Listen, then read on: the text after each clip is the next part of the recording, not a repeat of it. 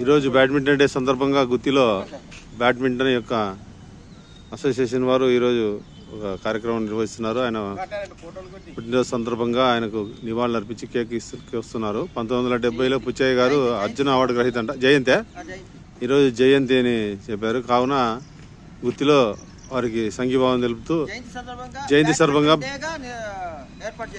Very good thank you cake cut చేస్తున్నారు. ఈ సందర్భంగా వారికి పుట్టినరోజు శుభాకాంక్షలు తెలియజేస్తున్నాం.